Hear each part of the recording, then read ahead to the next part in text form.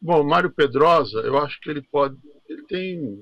Sempre teve aquela dualidade, às vezes, em geral, que pela crítica acadêmica fica um pouco esquizoide, né, entre arte e política, mas eu entendo ele como um cara que junta essas coisas numa pessoa só.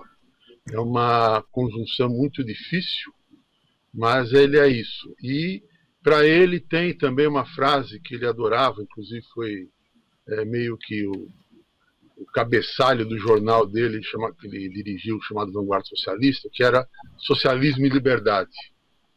Eu acho que ele, nessa frase, ele reúne as coisas pelas quais ele lutou a vida toda. Há uma revolução do ponto de vista da política, ou uma ideia de revolução na política, e há uma revolução também nas artes.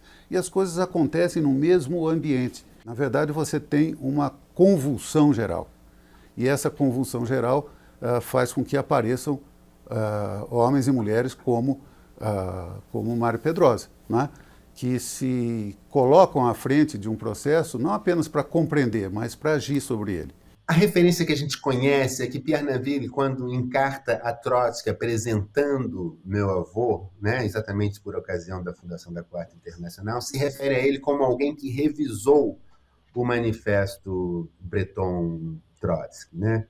Então, é possível, sim, que ele tenha contribuído de alguma forma, que é uma forma que a gente não conhece. A gente percebe essa transição, digamos, primeiro do interesse, do engajamento da arte no processo de conscientização do povo e da ação revolucionária, para entender que a arte demanda uma certa autonomia, porque ela funciona mais ou menos como uma vanguarda, um campo avançado da experiência humana e, portanto, ela precisa também ser autônoma, ela não pode ficar totalmente, digamos assim, submetida a aspectos da realidade. Ela é uma tropa avançada das experimentações humanas, então ela tem que ter esse caráter de liberdade, né? Não existe liberdade sem política como na arte ou em qualquer outra ramo parte da atividade humana. Né? A liberdade é o centro da sua articulação, o homem livre, né? Nesse sentido, que é também uma publicação que ele criou nesse período.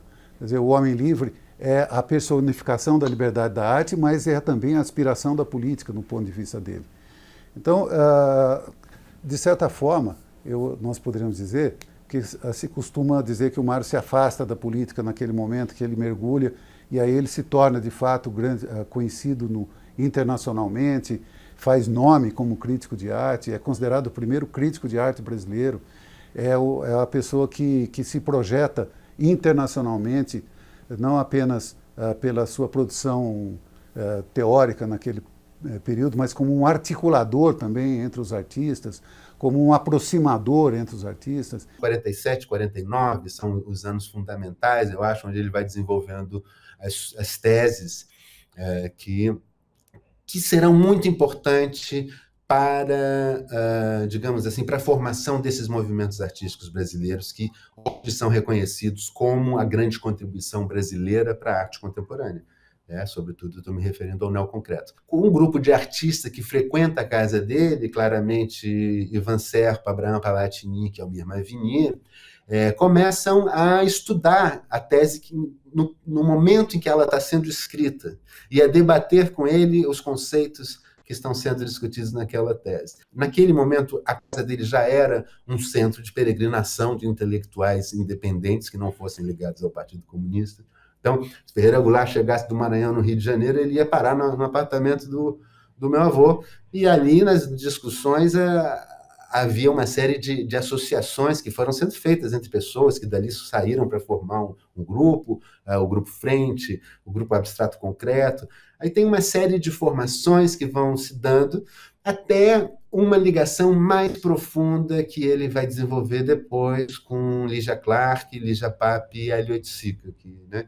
Que eu acho que essa é uma ligação que supera os movimentos criados por eles, que ele acompanha, na verdade, o desenvolvimento desses três artistas, tanto no momento neoconcreto, quanto no momento posterior de libertação total do objeto, da forma, E aí entra na questão da experiência. Mas a gente vai vendo que tudo isso que esses artistas estão passando corresponde, no fundo, também ao assunto que está sendo pesquisado por meu avô. Então, é como se houvesse, de fato, uma engrenagem conjunta entre esses dois polos, o polo do pensamento e da reflexão sobre a crítica de arte e da história da arte, com a experiência e o fazer artístico. Então, é um momento realmente feliz da história da arte contemporânea brasileira, e isso hoje fica claramente expresso no reconhecimento mundial sobre a importância desse fenômeno, desse movimento. Paralelamente, a Almir Mavinier começa o trabalho de monitoramento no Engenho de Dentro, no Hospital Psiquiátrico, com Anísio da Silveira,